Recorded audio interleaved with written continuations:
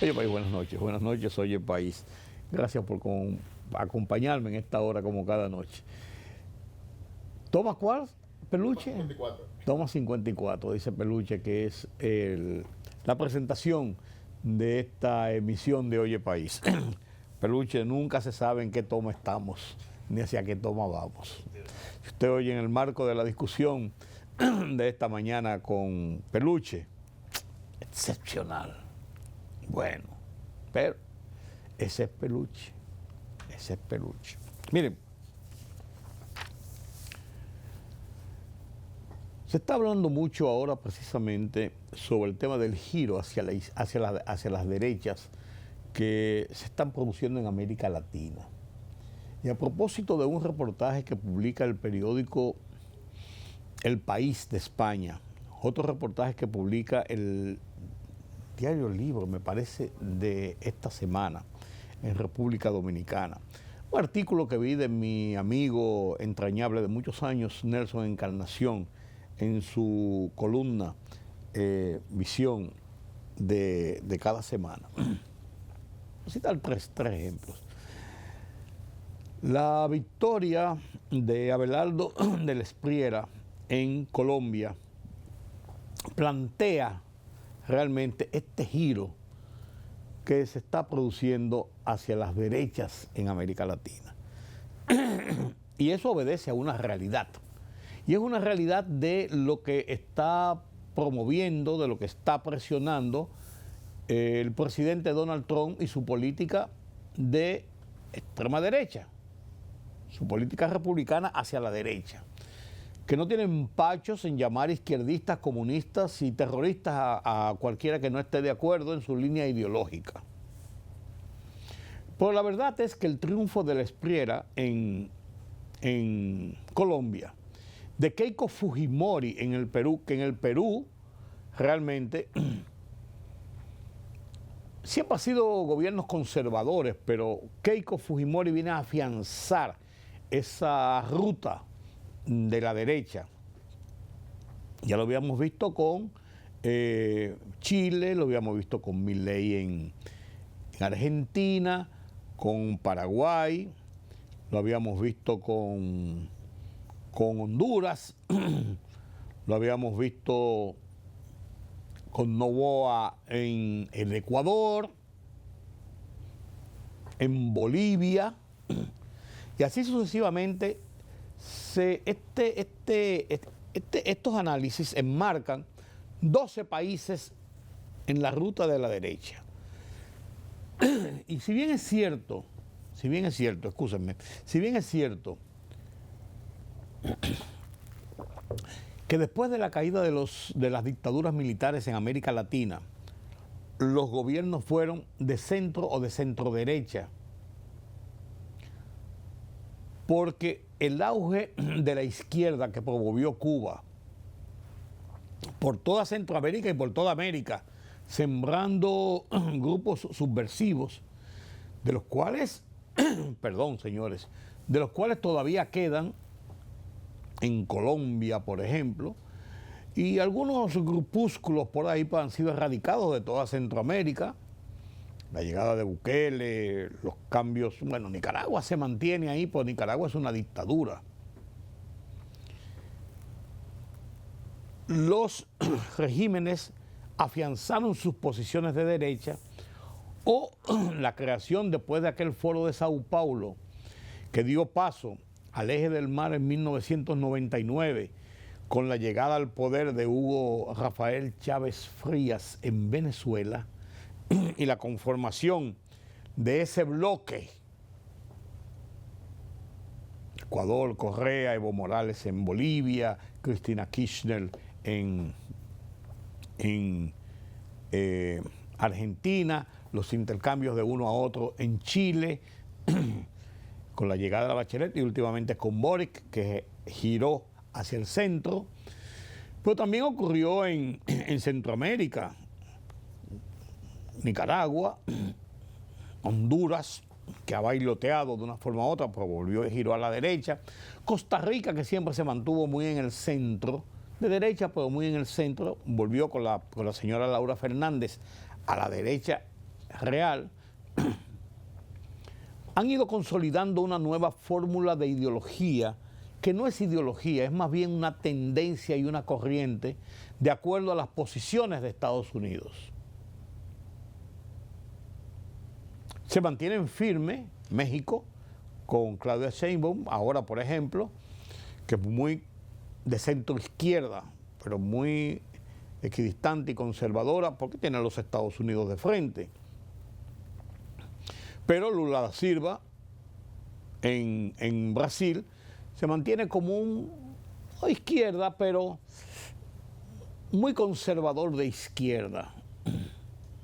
Está el caso de Guyana, está el caso de Surinam, que son pequeños países, está el caso de Cuba, emblemático de izquierda, pero entre las derechas se cita también a República Dominicana, y República Dominicana siempre ha tenido gobiernos conservadores, más que de derecha per se, conservadores, gobiernos muy de centro.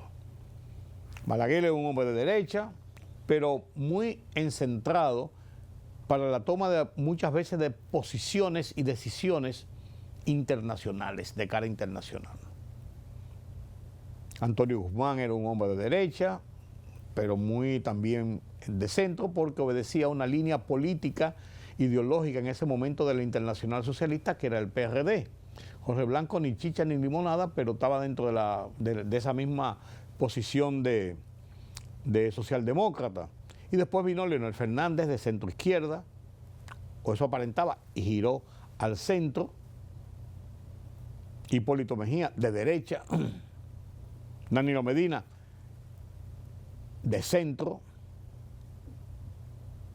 Luis Abinader de derecha, más de centro, más conservador, pero de derecha también.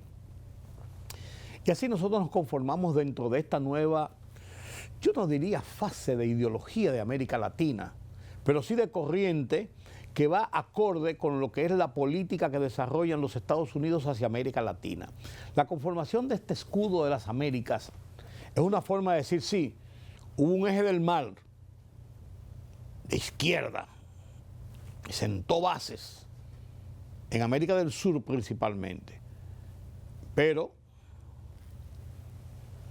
ahora estamos asentando un eje de derecha, impulsado y patrocinado por la política norteamericana, porque la política demócrata es muy de centro y un poco de centro izquierda en ocasiones, pero muy de centro. Donald Trump es abiertamente, como los republicanos, de centro derecha, y es más, está más allá de la centro derecha, a la derecha totalmente, y no lo oculta ni lo niega. Esa es su posición. Entonces, estos análisis que se están haciendo sobre cómo va girando América Latina hacia la derecha, hacia consolidar unas posiciones de derecha, tiene un sentido que no es el sentido ideológico que se le daba en los años 60, 70 y todavía quizás 80 en las Américas, donde predominaban los conceptos ideológicos que ya no son los que predominan ahora. Son tendencias en modos de gobernanza. En modo de gobernanza que entonces se asimilan y se acomodan en lo que son algunas políticas y tendencias de la derecha. Otros sí tienen conceptos de izquierda, como lo tiene Lula da Silva en Brasil. Sin embargo, la realidad de lo que está pasando en el mundo, en el continente, y la posición de Brasil lo hace ser más cauto y más cercano al centro. No ejerce una política de izquierda radical y ideológica, no lo hay en Brasil. Lo que pasa en Nicaragua con esa dictadura de los Ortega y Murillo, eso ya no se sabe uno cómo calificarlo, es una dictadura pura y simple, de las peores. Penoso de un hombre que viene, como es Daniel Ortega, del Frente Sandinista de Liberación Nacional, de luchar contra la dictadura de los Somoza, instaurar el inicio de lo que puede ser un régimen democrático, sacados del poder por una persona de centro derecha, Violeta Chamorro en su momento, y después pasaron 2 o 3 cosas ahí, y volvió el sandinismo, Daniel Ortega,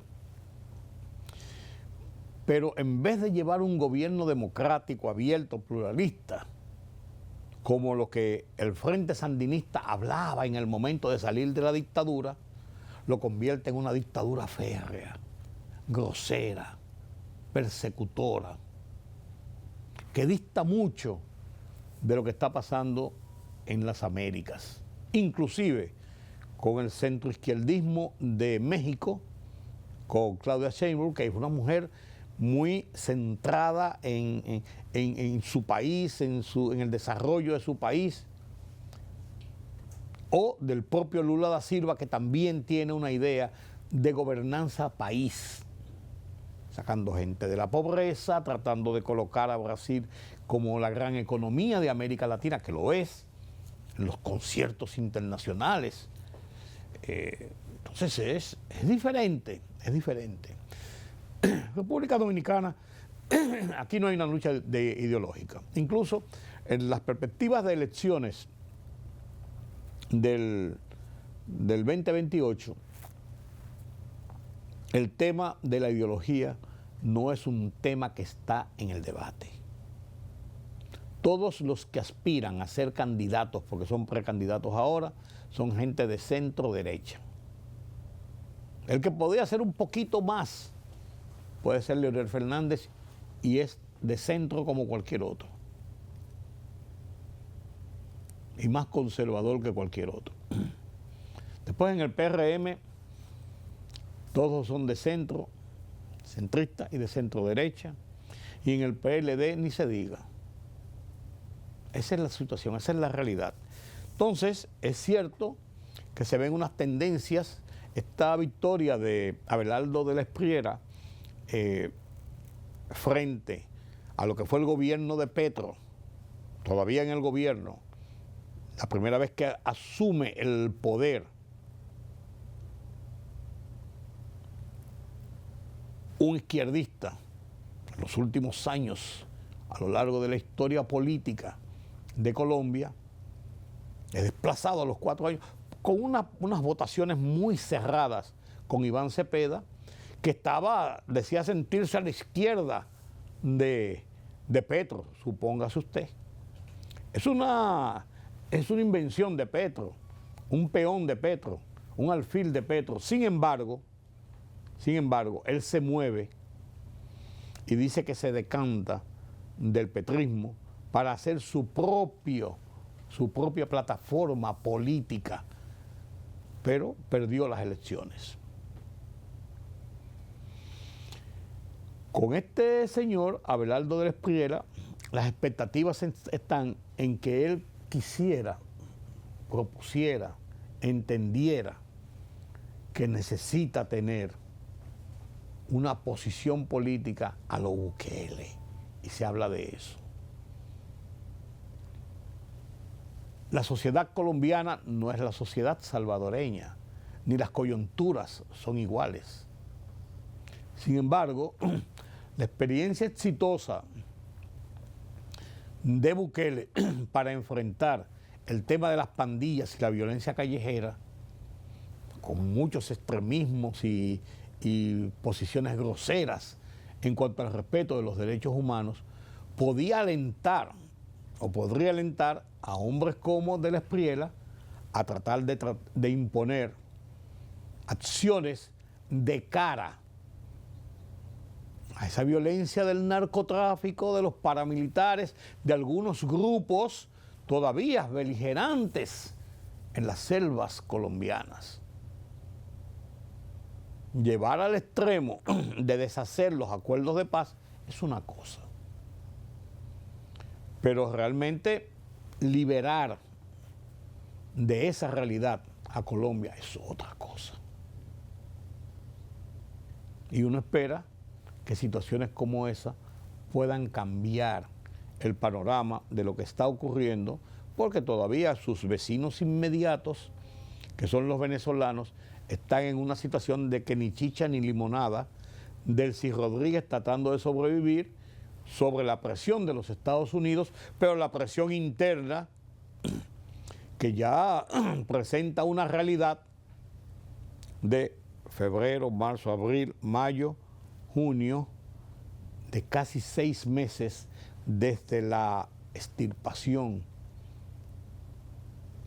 de Nicolás Maduro, preso en una cárcel en Nueva York, y el desmembramiento de esa estructura de enfrentamiento con los Estados Unidos y de cara a lo interno de la propia Venezuela. ¿Qué puede pasar en estas coyunturas con este cambio drástico que va a dar Colombia? Ya veremos.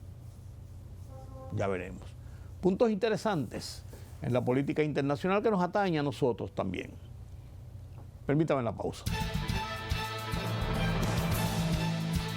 El Ministerio de Salud Pública, en coordinación con el Centro de Operaciones de Emergencias, COE, avanza en la fase de preparación para el despliegue de un equipo médico de emergencia tipo 1 de la República Dominicana hacia Venezuela, como parte de la respuesta humanitaria establecida por el gobierno dominicano para apoyar a la población afectada por el reciente terremoto.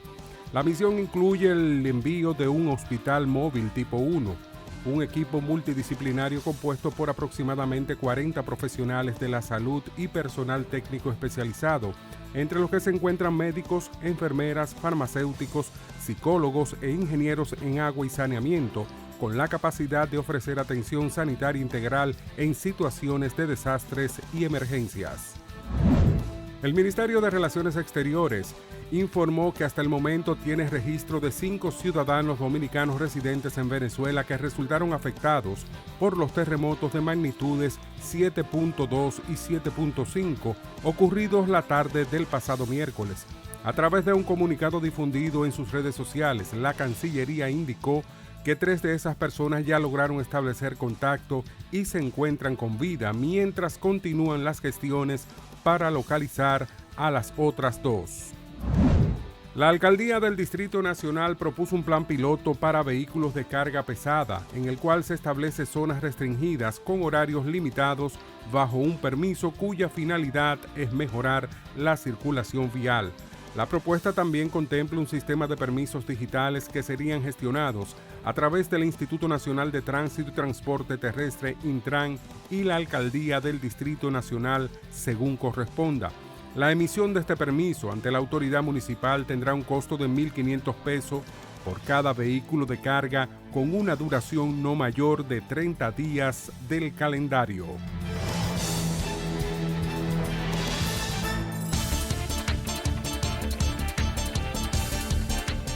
La presidenta encargada de Venezuela, Delcy Rodríguez, confirmó hoy que el número preliminar de víctimas mortales en el país es de 589 personas, tras el doble terremoto registrado el pasado miércoles.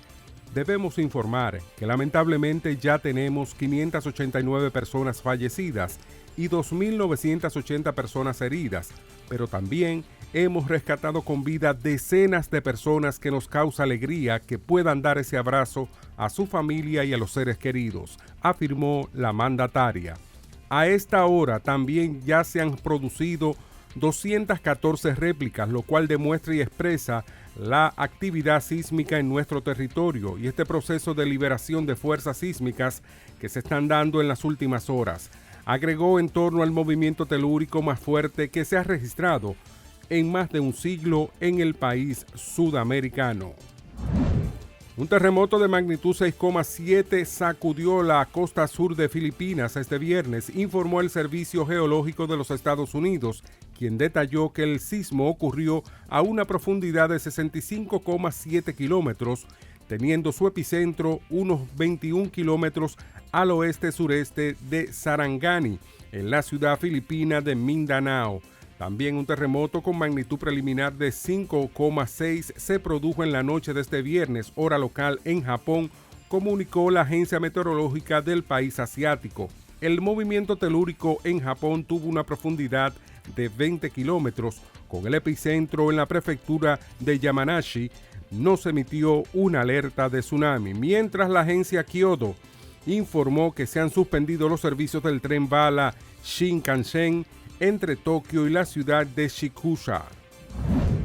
La presidenta de México, Claudia Sheinbaum, recibió al rey Felipe VI de España en el Palacio Nacional en Ciudad México, una cita que representa un paso firme en la normalización de las relaciones entre ambos países y abre la puerta a una nueva etapa de cooperación. El encuentro dejó patente el reciente acercamiento entre ambos países, tras las tensiones diplomáticas por la solicitud del gobierno mexicano de que la corona española ofreciera unas disculpas por la conquista de América.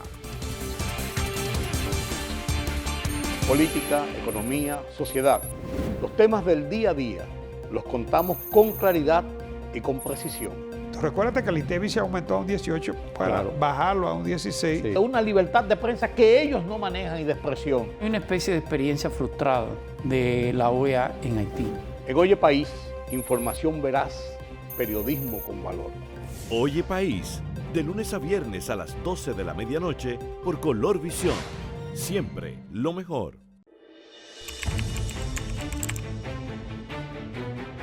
Periodismo de investigación, columnas, opinión, análisis, reportajes de fondo. Hora por hora, una completa plataforma multimedia. Periodismo con valor. Noticias horaporhora.com.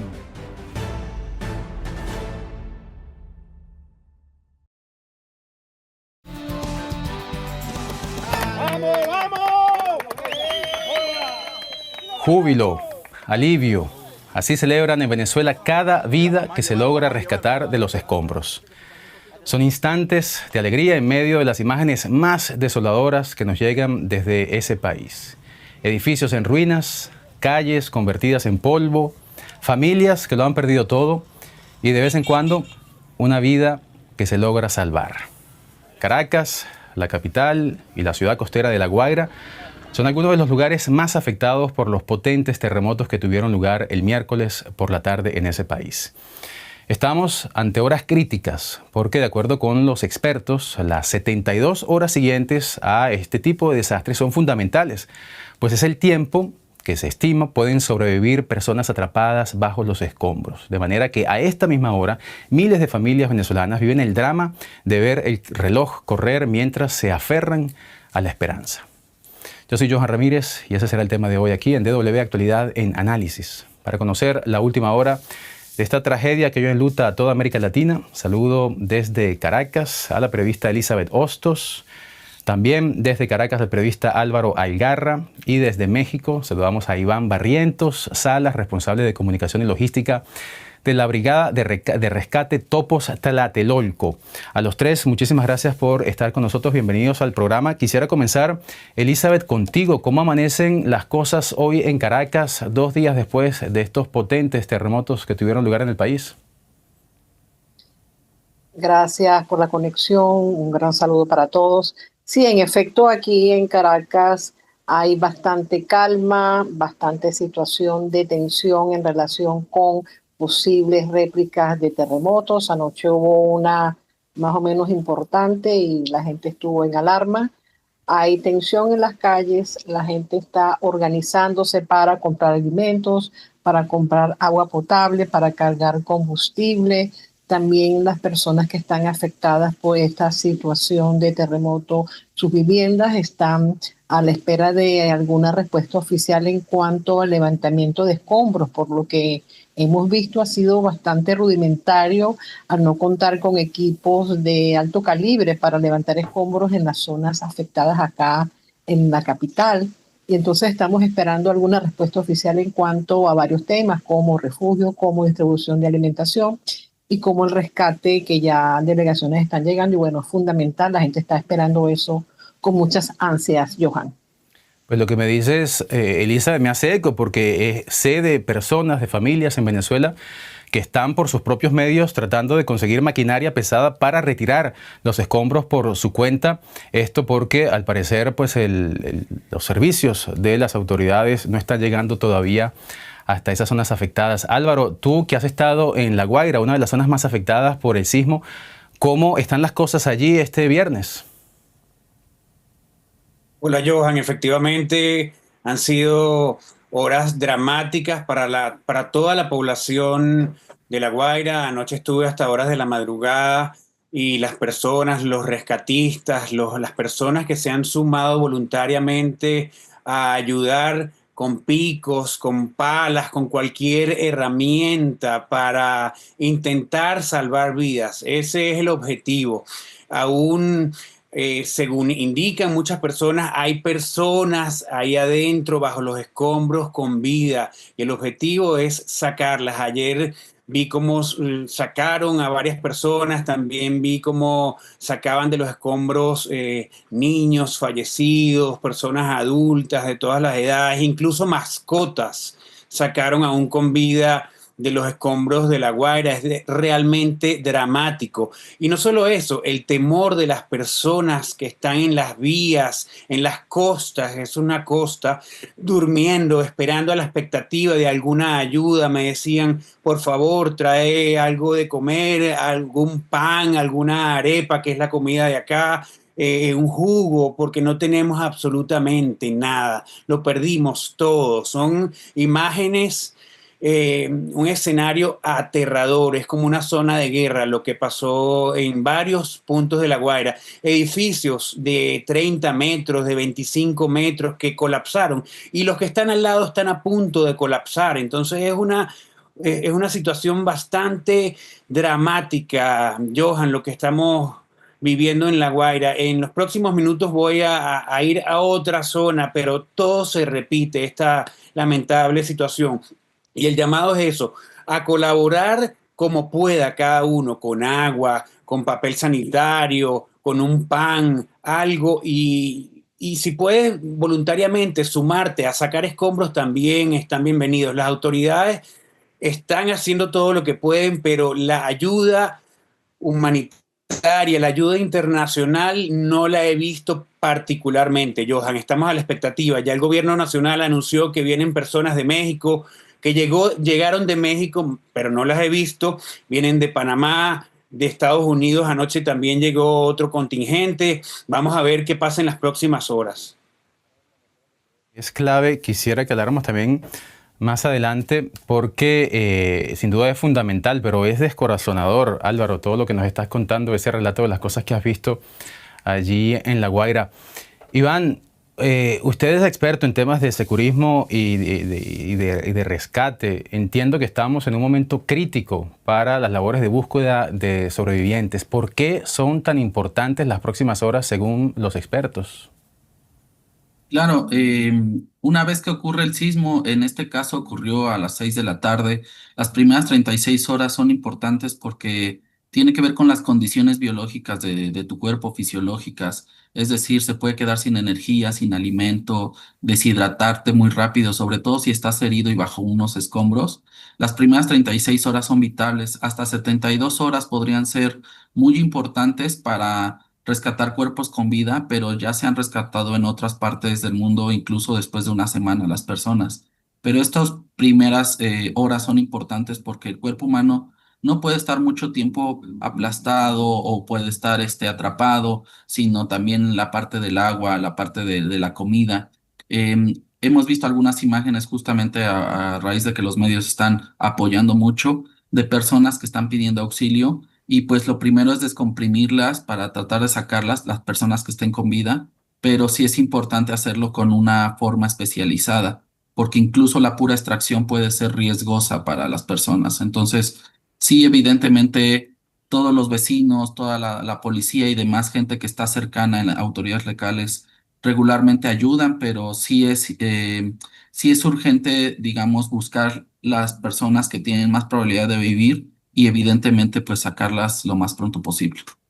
De manera que estamos en una situación, en una carrera a contrarreloj, ¿no? Porque el tiempo entonces va avanzando y esas 72 horas pues se van acabando, lamentablemente. Elizabeth, justamente allá en Caracas, ¿cómo avanzan las labores de búsqueda y de rescate?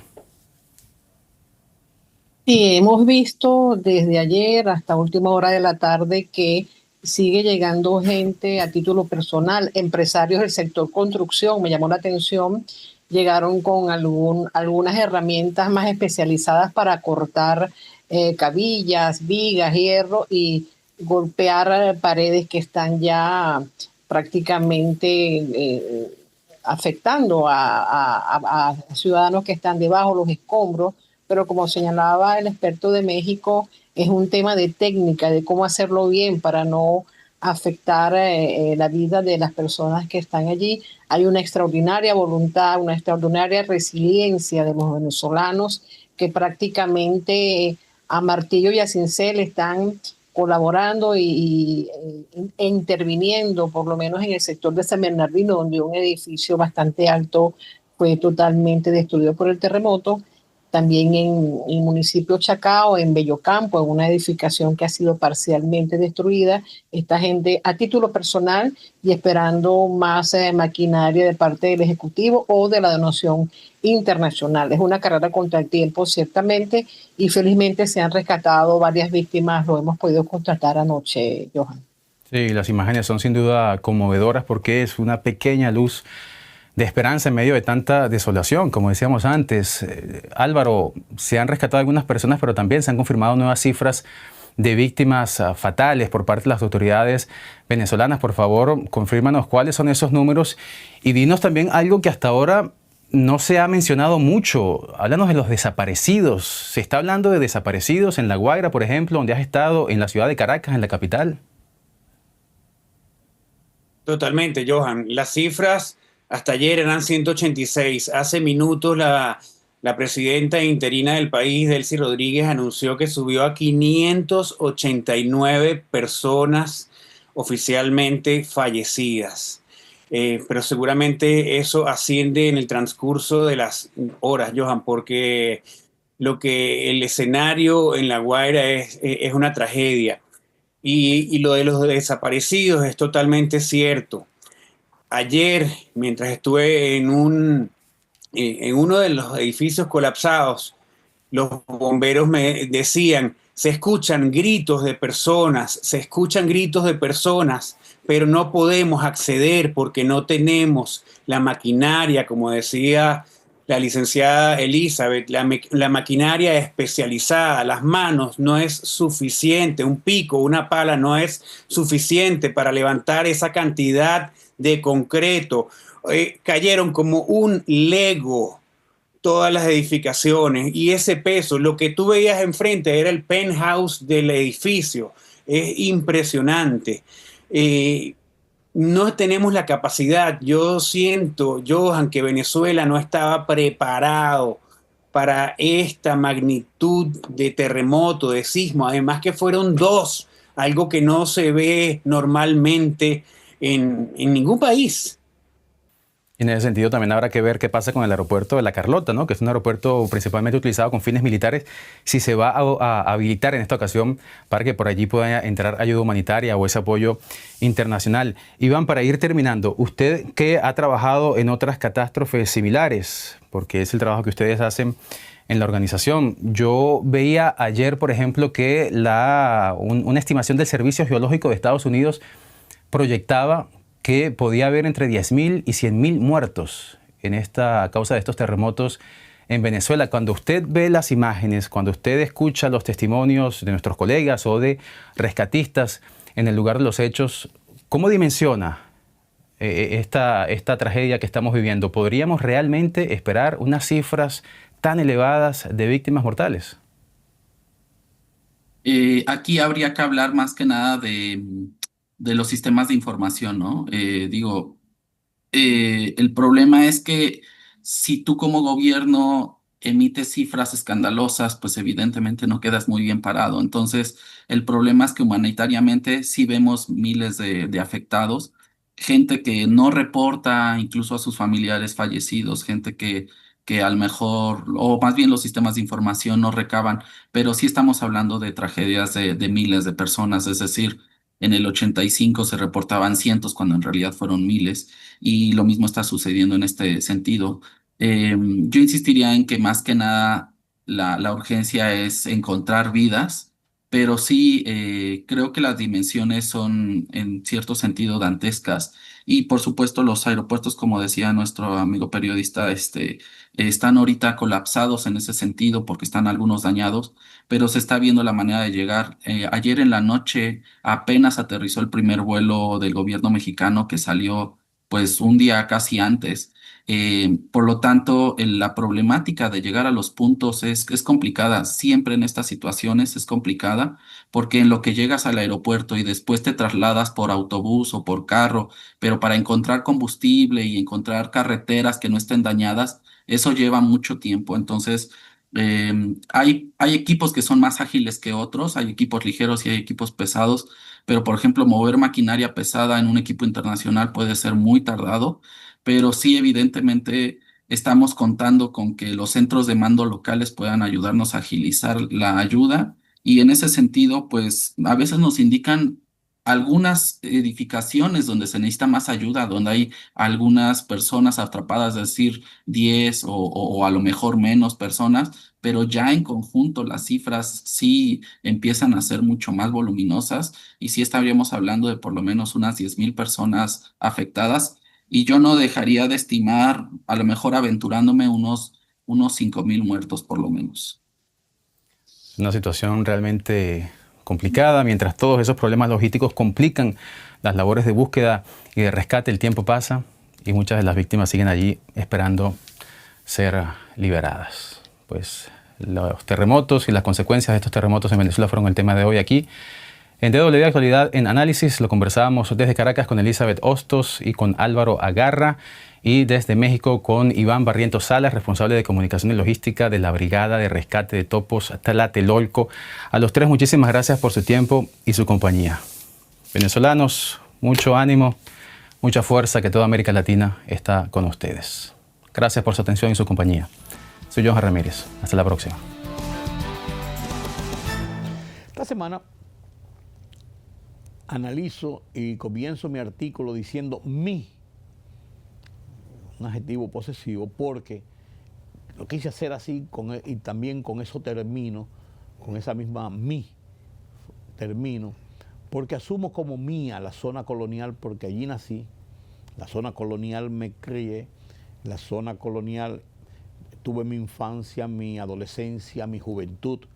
Tuve mi primer trabajo allí en la zona colonial, en el periódico El Caribe, a los 17 años de edad, como reportero.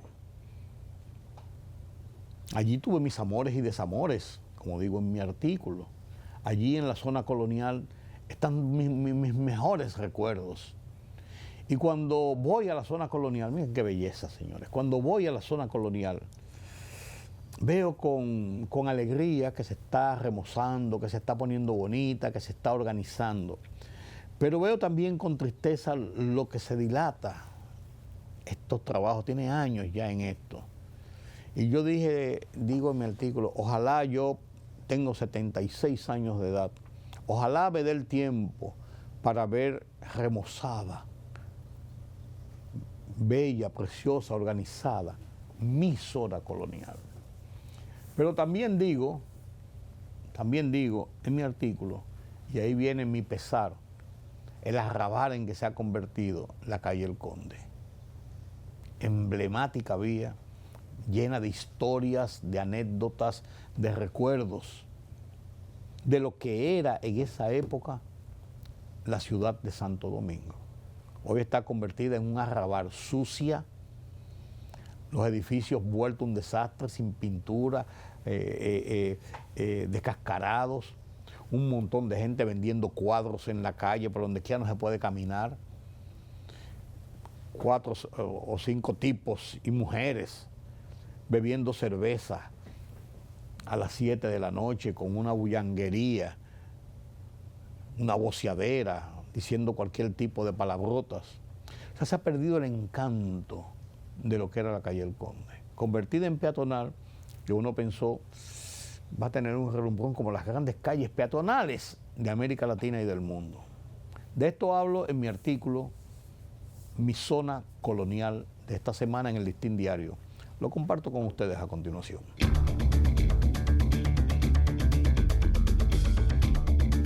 Mi zona colonial.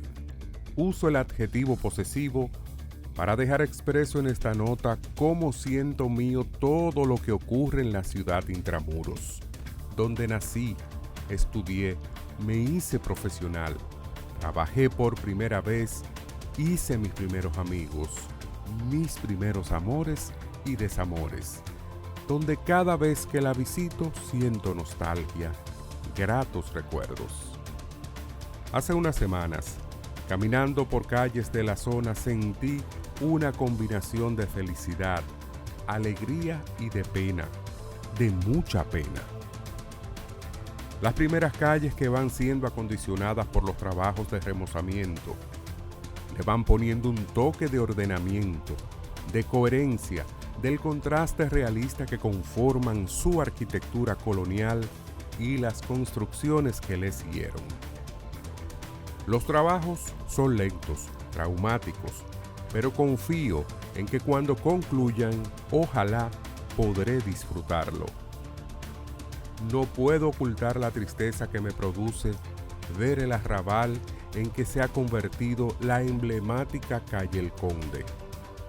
Vía llena de historias, recuerdos de estas generaciones y hasta de luchas patrióticas. El Conde está sucio. Las paredes de los históricos edificios, antes de los más altos de la ciudad, sin pintar, deteriorados, una gran bullanguería de mezclas de bachata de cabaret con merengues, hombres y mujeres sentados tomando cerveza en plena vía, como en cualquier callejón de barrio. Recorrí algunas calles muy oscuras y peor, parece que los policías destacados en el lugar trabajan con horario de oficinistas, pues ya a las 7 de la noche apenas pude ver un par en el Parque Colón, otros en la esquina del Conde con José Reyes. Y 2 agentes en un motor que me pasaron haciendo zigzag en el Arzobispo Meriño. Esta vez, confieso, salí más triste que alegre de mi zona colonial.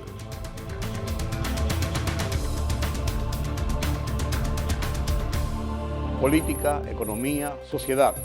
Los temas del día a día los contamos con claridad y con precisión. Recuérdate que el INTEVI se aumentó a un 18 para bajarlo a un 16. Sí. Una libertad de prensa que ellos no manejan y de expresión. Hay una especie de experiencia frustrada de la OEA en Haití. En Oye País, información veraz, periodismo con valor.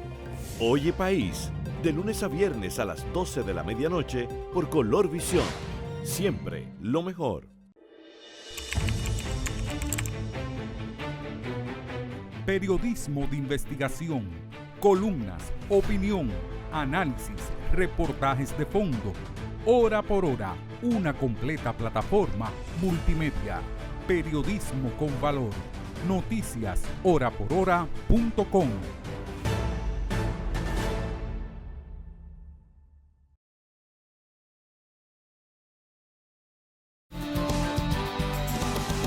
Las elecciones primarias del Partido Demócrata en la ciudad de Nueva York, ocurridas este martes, tienen un significado interesante, importante para la política norteamericana, para la comunidad del estado de Nueva York, pero también para la República Dominicana en sentido general.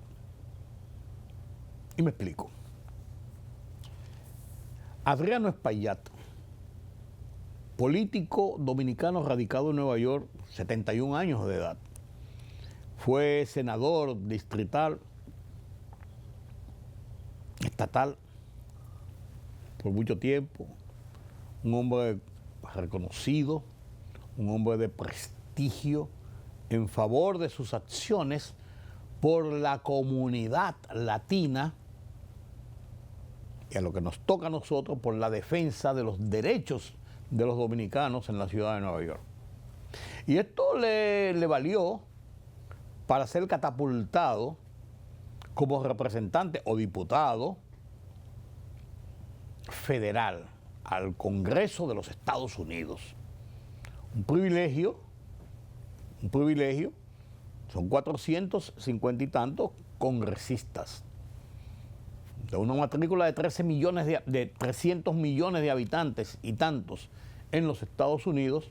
Usted ser uno de esos 450 que tienen el poder de decisión de las políticas del país, porque la Cámara de Representantes o Cámara de Diputados, para hacer el símil aquí, son un poder en Estados Unidos, un poder en Estados Unidos. Es un poder tal,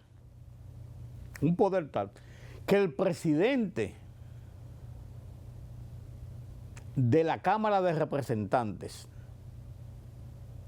es decir, el presidente de la Cámara de Diputados en República Dominicana, es el tercer hombre en la línea de sucesión de los Estados Unidos. No el presidente del Senado, como es aquí, que baja además presidente de la Asamblea Nacional, no, el presidente de la Cámara de Representantes. Presidente, vicepresidente y el representante. Presidente de la Cámara de Representantes. A ver si es importante y trascendente. Y en los Estados Unidos se ejerce, como en República Dominicana está en nuestro organigrama político, pero que no se aplica necesariamente, que el Congreso es el primer poder del Estado. En un régimen presidencialista como el de República Dominicana, y en cierto modo también muy presidencialista como es el de Estados Unidos, el presidente de la República en funciones de poder ejecutivo del jefe del Estado tiene un poder avasallante por encima de todos los demás poderes. Pero el poder legislativo es el principal poder porque es el que hace las leyes, es el que juramenta al presidente, es el que valida las votaciones. Luego que se ejercen, que los ciudadanos ejercen en las urnas. Es realmente el primer poder del Estado. Adriano Espaillat llegó a esa posición, 12 años en esa posición se cumplen en enero próximo. Y Adriano Espaillat, de buenas a primeras, en una jugada que yo digo, son las jugadas políticas, pero para uno inexplicable en algún momento, en alguna forma, pierde las elecciones primarias del estado de Nueva York de otra joven que es de ascendencia dominicana, Darialisa Ávila Chevalier, de 32 años, una jovencita que surgió con un discurso y una tendencia política similar a la del alcalde Zohran Mamdani, que apenas acaba de ganar este año la alcaldía de la ciudad de Nueva York. Un hombre de ascendencia, sus padres son de Uganda, con una ideología musulmana, de apoyo a los países islámicos en Estados Unidos, que están frente a una guerra con Irán y con los países islámicos. Bueno, Zohran Mamdani, el Partido Demócrata, él es del ala izquierda, de la izquierda del Partido Demócrata, y se alzó por esas divisiones que hubo dentro del Partido Demócrata y con la poca popularidad que tuvo el candidato del Partido Republicano por la alcaldía de Nueva York. Se instaló. Bueno, Nueva York ha sido siempre un estado demócrata. Entonces, este hombre, porque esta muchacha también tiene la misma ideología pro-islámica, pro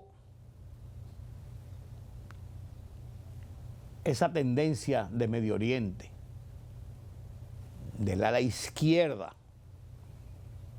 Adriano Espaillat es un hombre de centro, demócrata, pero un hombre de centro, verdadero representante.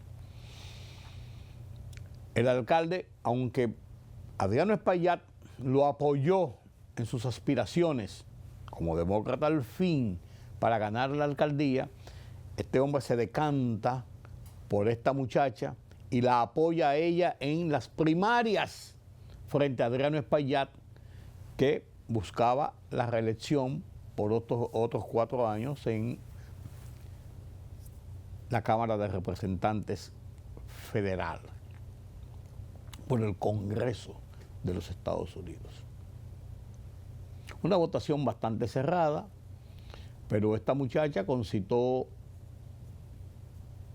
mucho favor de esos grupos de centro izquierda en la ciudad de Nueva York, principalmente latinos, pero también no solamente latinos, y obtuvo el 49.3% de la votación, unos 31.896 votos,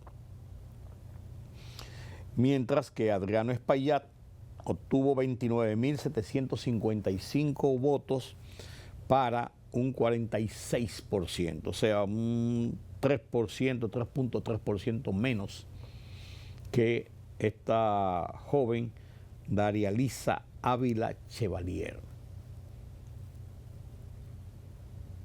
Y es una pena que un hombre como Adriano Espaillat, que ha luchado tanto por la comunidad dominicana, no quiere decir que ahora se retira, tiene 71 años, no quiere decir que se retira, pero es diferente cuando usted está desde afuera que cuando está adentro, en los pasillos del Congreso de los Estados Unidos. Además, él era el líder de lo que se llama el Cauco Hispano, que es la conglomeración de los grupos hispanos dentro del Congreso de los Estados Unidos.